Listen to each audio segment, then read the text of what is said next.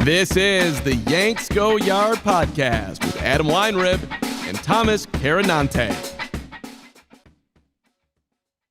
What is going on, Yankees fans? It's one hell of a Thursday. You thought we had rumors in the last episode. You had no idea what was coming. So we both had to get decked out in the gear, in the swag. The New York Yankees are involved with basically everybody to the point where people are now publishing articles. Barstool just dropped their article that's basically like the Yankees are in on everyone, ready to make this a super team. Everybody's publishing their articles that Old Takes Exposed licks their lips for when the offseason starts. Like every article I see now about the Yankees is a screenshot waiting to be laughed at. But that being said, we're in on freaking everybody. So let's talk about it.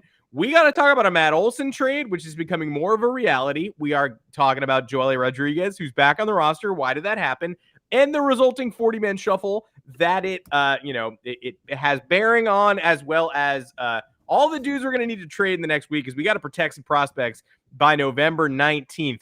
And this morning, Bryan Reynolds rumors. What is that? Is that real? That cost is going to begin and end at Jason Dominguez. Are the Yankees actually willing to do that? I don't know, but I do know that they've been attached to Reynolds in reality, probably for the first time in a long time. So we'll see if that happens. Folks, make sure to find us on Apple Podcasts, Google Podcasts, Spotify, wherever you get your podcasts. Drop us a 5-star review along with a mailbag question. We'll be more than happy to answer it. That also includes YouTube and streaming live on Twitter right now. So watch the pod. You guys probably should be. Thomas Carinante, welcome to the podcast. You haven't had internet all day, and you still don't. So no. I don't really know how long you're going to last on this podcast. Neither do I, but the hotspot world, can't be thankful enough for it. That's what I'm running on right now. It's pretty much fumes. We'll see what happens. Spectrum, James Dolan, dude, figure it out. Like every day there's some problem going on. I couldn't endorse Spectrum less. I've been trying to get Verizon Fios for years. And you got to set up an appointment. They got to come in and do it. Come in and do it, dude. Everybody wants it. Is the Verizon CEO watching right now? How many viewers we got?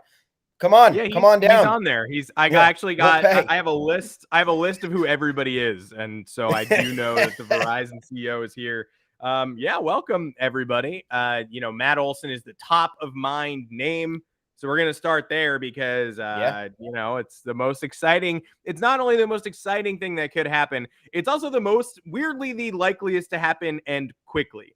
These signings are not going to be for a long time. And we'll talk about, Carlos Correa versus Corey Seager. We're going to talk about that, every week for the next several months, because nobody's getting $250 to $300 million until the CBA drops.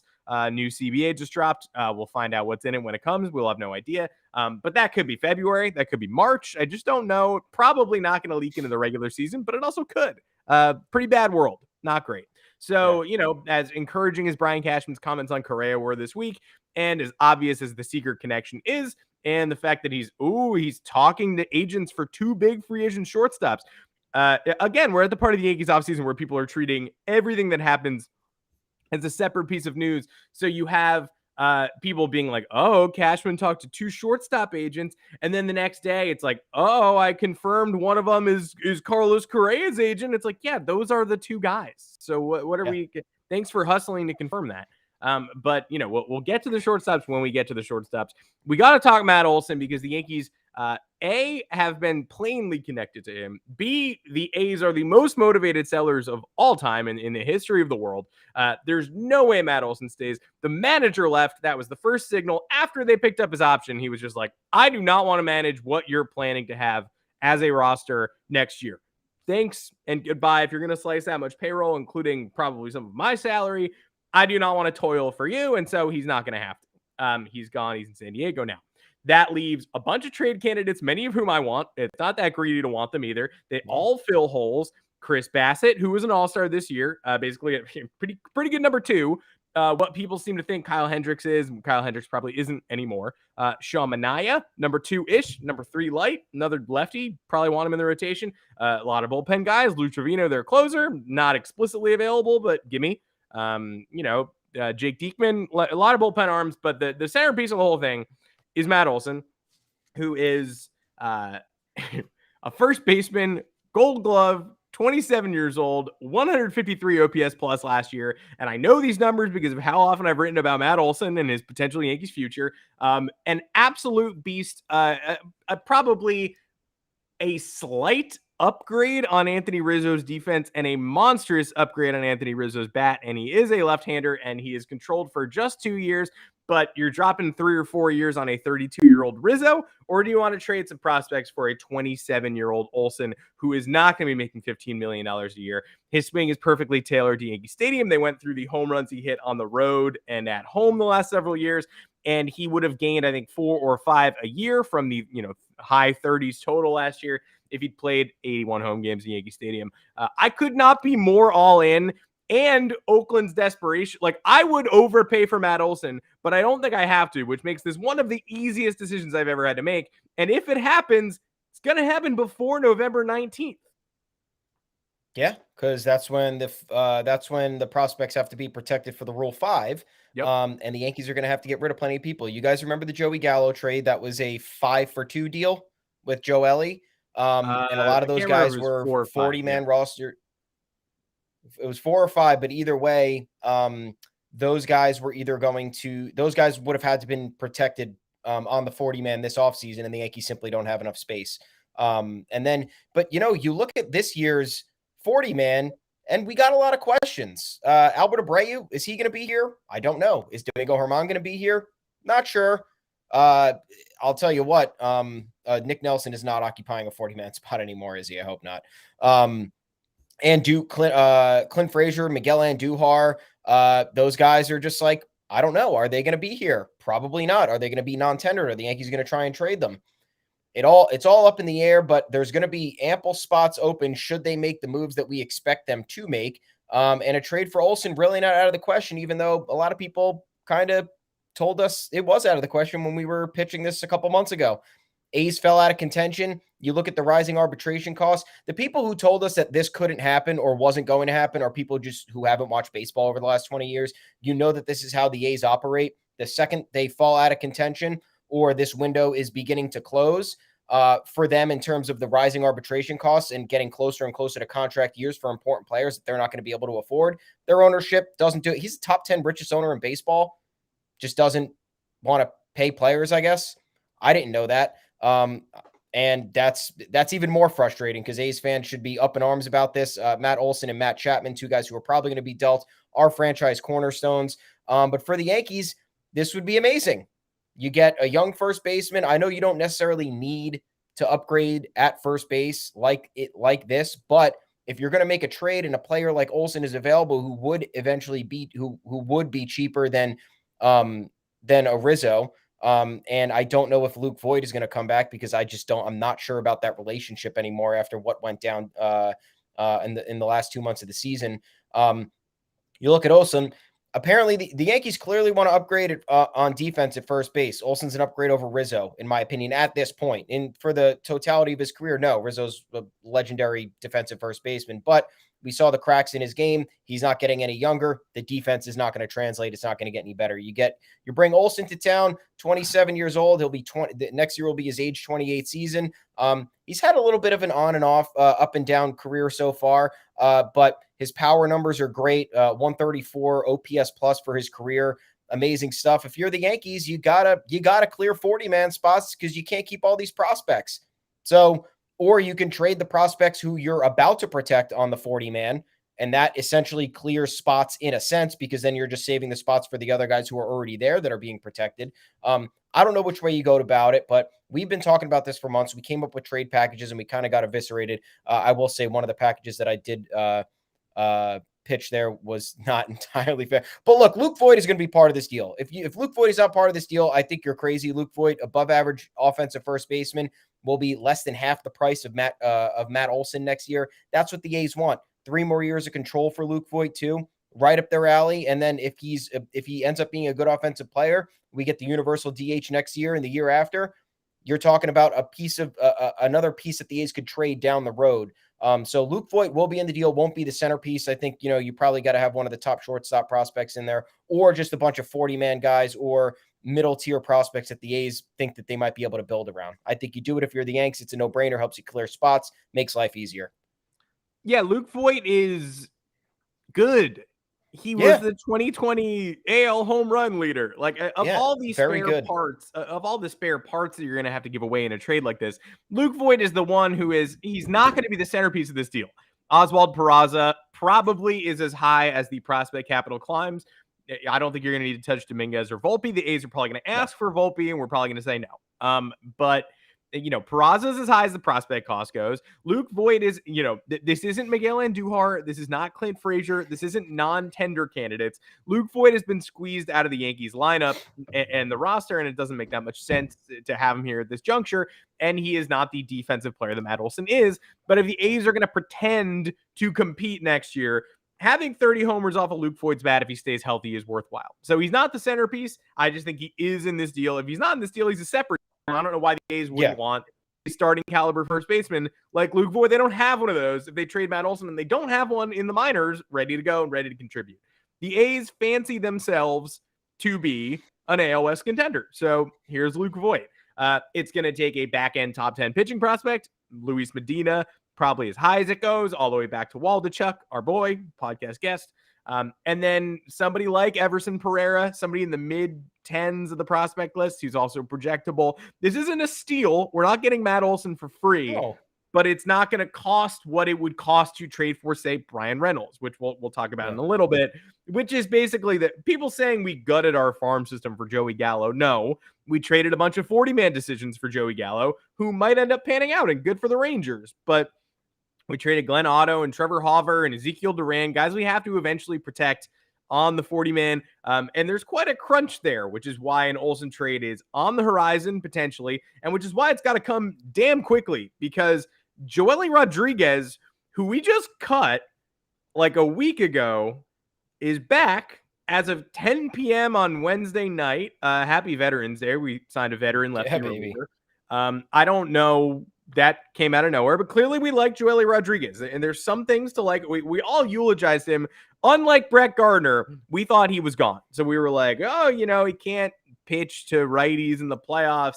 Kind of felt like he was this lefty specialist from a bygone era or whatever. He had a 17-game stretch from Max Goodman right after being traded to the Yankees, where he had a 1.35 ERA, 13 and a third innings pitched, 2 earned runs. Obviously, a lefty specialist can still end an inning. He can't start one unless he's able to get 3 outs in a row, and that is what it is, or at least retire some of the batters he faces before the 3-batter minimum has worn out its welcome. But, we liked Joely Rodriguez, but we said goodbye. And even without Joely Rodriguez here, the Yankees 40-man roster, after activating Zach Britton, who's got to go, probably either got to get cut or get traded. The Yankees got to eat that money because he's not pitching this year. So why is he still here?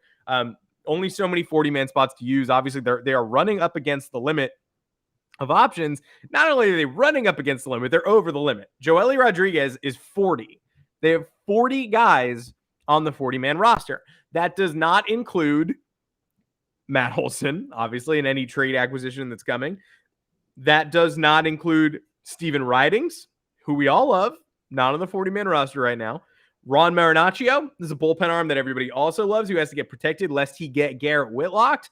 The Yankees added Donnie Sands to the 40-man as their backup catcher, the third stringer this past week. Congrats to Donnie. He's earned it. But that means Josh Bro probably not going to get protected. Our second-round pick from a couple years ago. He's like a fringe 40-man guy that the decision has to be made on. This Matt Olson trade is going to include some dudes off the roster who are already protected, because we got to get rid of some of these folks in order to make space for Marinaccio, Ridings, a couple other dudes who like Matt Sauer. They like, he's projectable. Bro, Pereira himself, Everson Pereira's got to get protected. And if they don't protect him, I mean, somebody's going to stat. He's like a 20 homers and 188 at-bats this year at the age of 20 at high A. Someone's going to take him and try to stash him on their bad roster and steal him. That's what they're going to do. That's what they did with Luis Torrens, who's currently the Mariners' backup catcher and is a totally viable major league power hitting catcher. Oops. Might be fun to have him, but we don't have him because we lost him to the cheapo Padres in the Rule 5. Gotta have space for guys. And so they're not going to be plunging deep, but that's why you can expect Pereira in the 40-man. He's in the 40-man conversation, so you can expect him in the Olson trade. Obviously, guys like Peraza, Medina, and Luke Voit are already on that 40-man. So when we're projecting the next moves for the 40-man roster, it's not just cuts and releases. It's, trades of assets who are currently taking up room. And we thought we had one space to work with. And now that Joely Rodriguez is back, we got literally zero. So this is now like a true, genuine thing to discuss. Something's got to happen. Like I said before, the Yankees could buy themselves some time and they can non-tender people contracts before the deadline, I assume, and just say, hey, you know what? Clint Frazier, no thanks. You're not back. Miguel Andujar, you're not back. Maybe they release Britton. Although I think that you could make the argument for trading Britton if you attach prospects there. So that's another way the Yankees could shed salary and save 40-man spots, is if maybe another team likes the talent. They don't want to have to go through the Rule 5 draft to risk not being able to take them. And then the Yankees can just, offload maybe two of those guys with Britton's salary somewhere else, free up $14 million because that's what he'll be making next year. Helps them more with the payroll. I don't care about the payroll. They care about the payroll. So I'm talking from what they might want to do. But then you look at the other spots and we're full. So I don't know. Like I said, don't know what the deal with Albert Abreu is, if he's going to be a piece next year. I don't know what you think about that. I don't know what they think about Luke Voit being a piece. Look, there's still the possibility of keeping Luke Voit and actually using him like they were able to down the stretch and just opted not to. I just don't think it's going to happen. And as I said earlier, Domingo Germán. If Domingo Germán is not starting, I think he's useless. That's just my opinion. And I don't know why they would spend $2 to $3 million to keep him if they're not going to use him properly. That once again could come in the form of a non-tender, which I don't think is as smart. But then again, I don't know if the Yankees have the leverage to trade depreciating assets with the way that they're kind of treated on the trade market. So funny how the Joely thing transpired, because they didn't pick up the option, and you're like, oh great, he's gone. If they're not keeping him for $3 million, then they're not keeping him. And then, of course, the Rangers paid the $500,000 buyout or the $750,000 buyout, whatever it was. Then the Yankees just sign him back for $2 million and save $1 million.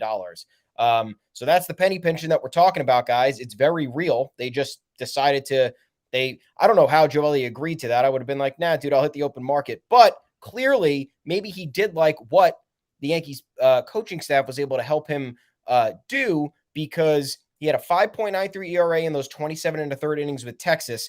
I know pitching with Texas is not the greatest thing in the world. You don't have that much of anything. You're not surrounded by, star players like kind of you are in the Yankees bullpen, which is much better. But he comes to New York, 21 games, 2.84 ERA. The whip is not great at 1.42. But the FIP kind of right in line, 3.01. Good. It's totally good for a lefty specialist too. So you have him in there. I love the price. If that's what we're going to talk about, I like the fit. He clearly had a role in this bullpen down the stretch. But spots got to be cleared. Don't know how it's going to be done. I think there are a multitude of avenues, though. Yankees making early decisions on non-tenders.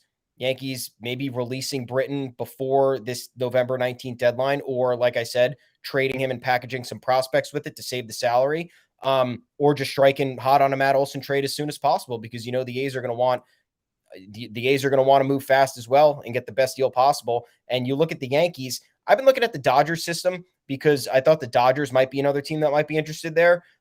You move Max Muncy back to second base. He's only got 1 year left on his contract, plus a team option. Or he has the team option, and I think that's it. I'm not sure what it is. It's like a maximum of 2 years left. So play him at second base for 2 years, bring in Olson. But the Yankee system is better than the Dodgers farm system. The Dodgers traded all those guys in the Scherzer Turner deal. They're two top prospects. So, I don't know if they have that much leverage, and the Yankees have the middle infield prospects that I think could sway the Athletics and kind of change the game. So I think the Yankees are the team to beat here if they're actually interested, and they can clear the spots relatively quickly if the A's want to move fast and get the best package available. Yeah, the CEO of Verizon actually just popped on here, and he said he's going to outbid the Yankees for Joely Rodriguez. He wants him for $2.5 million. So it is what it is. Goodbye, Joely. I don't know why. Looking at the 40-man, just objectively, we've heard a lot about the 40-man crunch. Yeah. And so just to lay it out, I mean, there's some guys here who, if you never saw them again, you'd be like, okay. Wouldn't matter. In terms of prospects, Yoendris Gomez, Has anybody seen Yoendris Gomez play?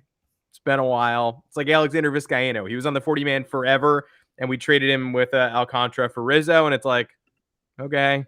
Albert Abreu, Zach Britton is literally a dead weight. He's chum. He's not appearing in a game next year. Zach, I love you. You will not be pitching baseball games next year. So why we got to do this? Chapman, if I had my way, probably knock him off the 40-man series. It's not going to happen. Domingo Germán, this is not the year for you. You got to just, if the Yankees are going to contend and go 0-9 on everybody's asses, like, Domingo Germán can't be starting every 5 days. I'm sorry. It's not going to, it's just not the dude. Medina, obviously. Nick Nelson, are we serious? Nick Nelson? Yeah, he is on there. I saw. Yeah, that can't happen. Rugneto Odor, we could DFA if we really had to. We can't upgrade on the Rugneto Odor spot in free agency this year. It's just saying stuff.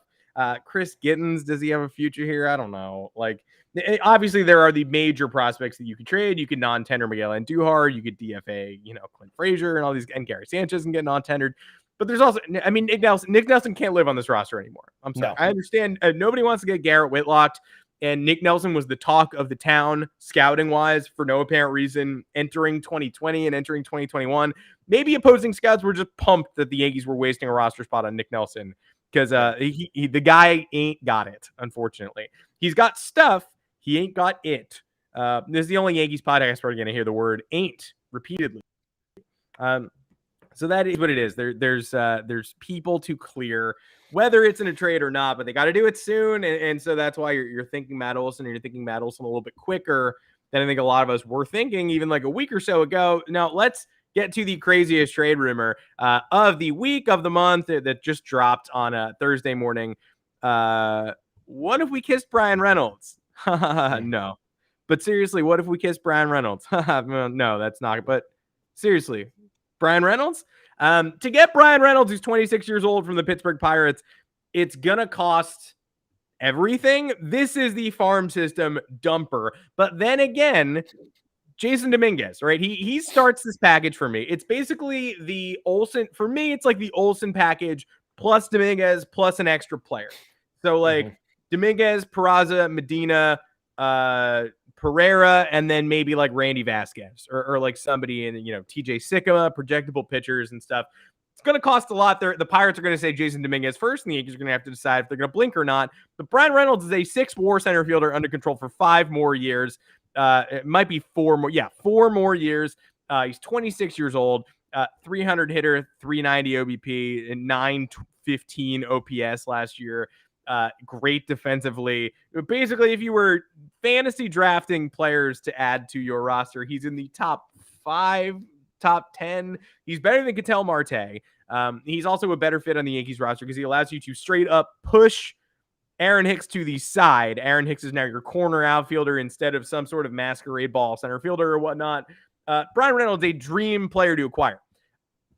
Rumor dropped on Thursday morning. The Yankees are interested. They're pushing for it. Now, pushing for it doesn't mean anything. Everybody should be interested in a Bryan Reynolds trade. So I don't know, what this means. You can't pencil it in. You could just add it to the laundry list of trade options and opportunities for the New York Yankees. Brian Cashman said this week that he doesn't care about what the fans think in his pursuit of Carlos Correa. If you hate Carlos Correa or not, it's not gonna factor in. He definitely doesn't care what the fans think in terms of prospect hugging and protection. They're gonna protect who they think is best. Yeah. You can't say, honestly, with a straight face, we all love Jason Dominguez. We love the idea of Jason Dominguez. If Jason Dominguez peaks, he's Bryan Reynolds. And you can't say with a straight face that you're not a little bit scared of the Baseball America assessment of Dominguez this year, which basically said, yeah, it's a good chance to be a solid regular. Well, that's not what we paid for it. That's not the Martian. That's not Mike Trout, Mickey Mantle. Obviously, Dominguez has a ceiling he can still reach, but the first year of pro ball, 255, minimal power, good speed, potential to be a solid regular, great. All-star, cool. Nothing about that sort of screams absolutely untouchable other than the fact that his name is Jason Dominguez, and we've been reading about him for 4 years. It's Bryan Reynolds not going to happen. It's good to be interested in things, but unless it's not going to happen. But is it maybe going to happen? Where are we? I don't know. I think this is a little much for me. Not that I doubt Bryan Reynolds, but it depends what you're trying. Like, do the Yankees need a long-term center fielder at this moment? Maybe. probably not atop the list of priorities. Reynolds has been impressive in the 2 years that we're, once again, we're not going to count the short in 2020 where he was not good. No, he was bad. Like the rest of the league. But I mean, you look at a trade package and like, I think it's kind of ridiculous that he would cost more than a guy like Matt Olson, who has like established himself as one of the best major league first basemen, whereas Bryan Reynolds has had 2 good years in his first 3 seasons, and has emerged as, you know, a potential center fielder of the future. Again, you're playing in Pittsburgh, stakes are low, lights are not bright, media isn't exactly eviscerating you on a nightly basis. Is there so media do there? I want to? Is there? I don't know. The Pittsburgh Post Gazette. That's it. They don't even have they don't even have like digital media. It's just the newspaper. Yeah, there's guys that look like thumbs who I see floating around the Twitterverse all the time. I'm like, oh, another Todd Frazier, our boy Todd Frazier's fighting with him. Yeah, I've already forgotten that man's name, but yes. So like, I don't know. Am I giving up 6 players for Bryan Reynolds? Kind of sounds insane. On the flip side, am I concerned with Baseball America's, demotion in their eyes of Jason Dominguez? Not really. Did I ever buy into the Jason Dominguez hype as if he was going to be the next best ever? Not really. Do I ever trust prospects? No, I don't. I never trust prospects. And there is a time for you to trade prospects and be smart about it. And then there's a time where you trade, like, for example, you remember the Shelby Miller trade years ago with the Diamondbacks? Yeah. Of course.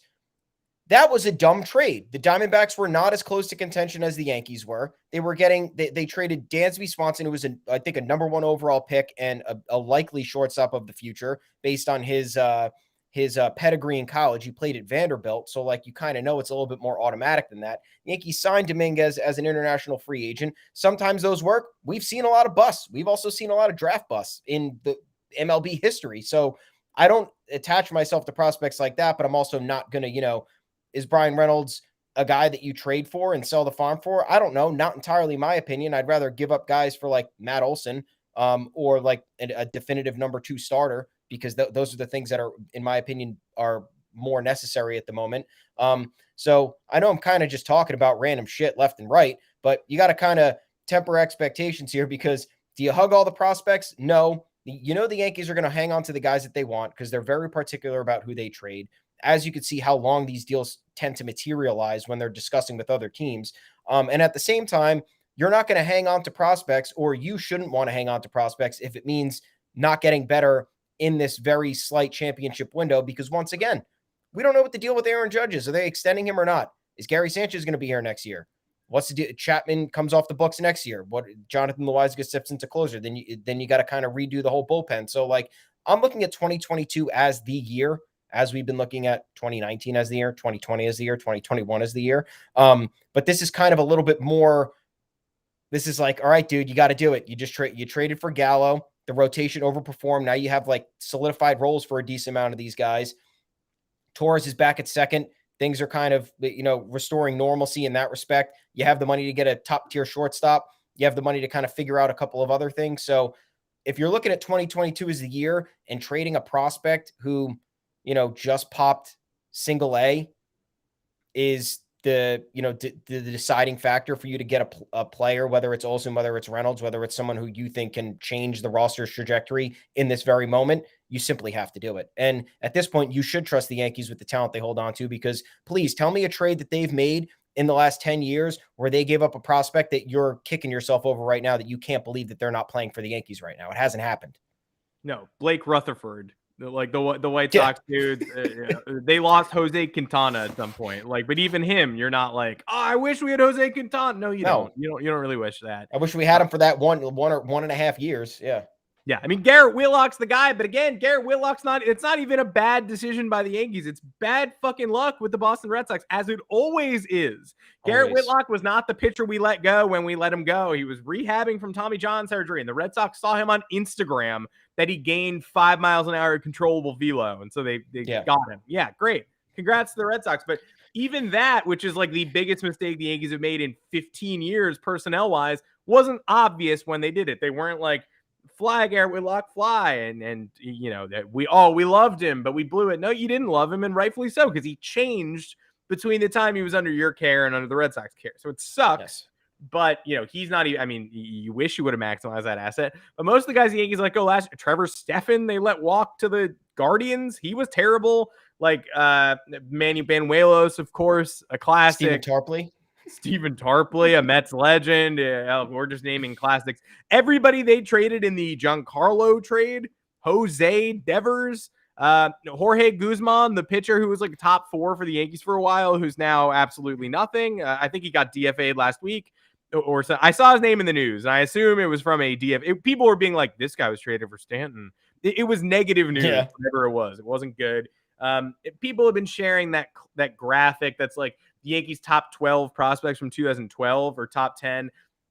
Basically, in a way to own current Yankee fans, being like, you think the farm system is good now? Well, what about this? Look how bad these people turned out to be. And it's like, we didn't think that farm system was good. Who are you owning? Yeah. Nobody thought the 2012 farm system was. It's like, you guys all thought Mason Williams was the shit. Well, guess what?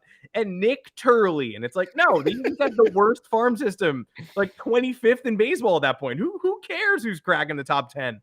It's obviously going to be sucky guys. Like the whole group sucked. So like Mason Williams is still in baseball. Pretty cool. But James Caprillion might be the only one. Yeah, might. From the Sonny Gray trade. Might be the only one. That's it. And you make that Sonny Gray trade every time. You just do it. Yeah, if you desperately want James Caprillion back, then we can all talk about it. But like that is like the one loss from the Yankees in the past like several decades. So keep that in mind when the Olson talks get serious. And also just like look yourself in the face and say, look, I don't get Matt Olson, right? I don't make the trade. Yeah, look, you can actually look at us. Let's say we don't get Matt Olson. We don't make the trade. You know who's going to make that trade? The Boston Red Sox are going to make that trade. They don't have a first baseman. Maybe. They have Bobby Dahlbeck and Kyle Schwarber. Like, other contenders are going to make that trade. You can't just sit on the sidelines and be like, well, we had to keep Oswald Peraza so that we had 2 backup prospect shortstops and also the one we signed and also Roderick Arias, who's 16. Like, no, you actually don't have to keep all those people. At a certain point, the trades are meant for you. Like, you can't just be like, well, that team made a good trade, but I could never do that. No, you can. Now's the time you can make that trade. You're allowed to do whatever you want. You can get rid of surplus prospects for stars. You're right. This is the year until proven otherwise. 2020 was the year. Luke Voigt lied to me and told me that 2021 was the year and that all the guys were hungry for number 28. Not true. He was also injured at the time. And he didn't tell me that. It was a complete lie. But this year is the year. Let's just get a hitting coach. Let's get Luis Rojas third base. Let's get everything locked down. And let's get Matt Olson Thursday, November 11th. That's today. Happy Veterans Day. Somber Veterans Day. Happy Veterans Day.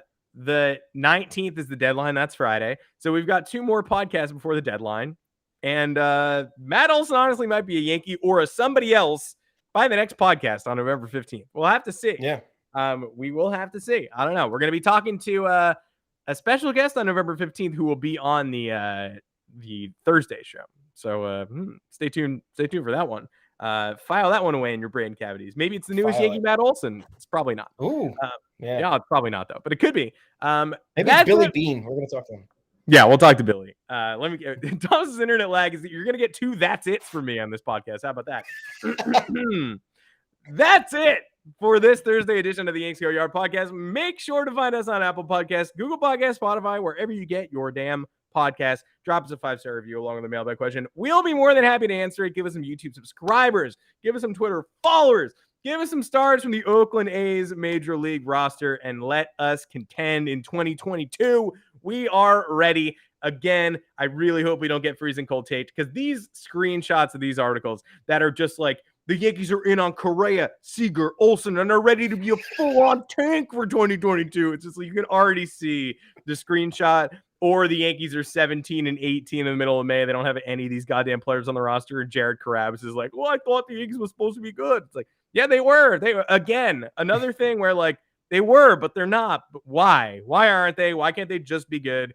So hopefully those screenshots are prophetic. We talk to people, we sign people, we trade for people. We are good in 2022 and beyond.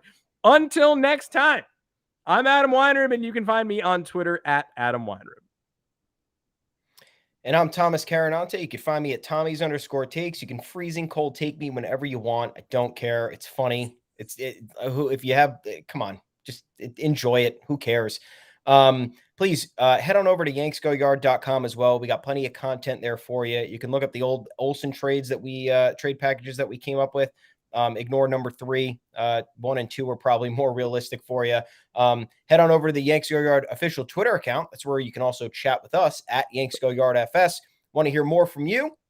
We want to continue the discourse. We want to know what you're thinking. Is Olson the right one? Or would you rather go with Rizzo, sign a shortstop, and then maybe get Reynolds? I don't know.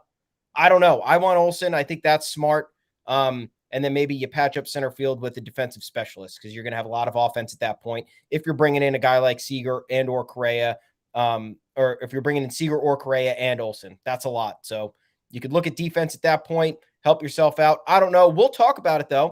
And have a great weekend because the next time we'll talk is on Monday. Hopefully we got some news for you then. Maybe Buster weekend trade. Let's do it. Oh, it's an absolute miracle we got through this podcast. We'll see you all on Monday. Stay tuned.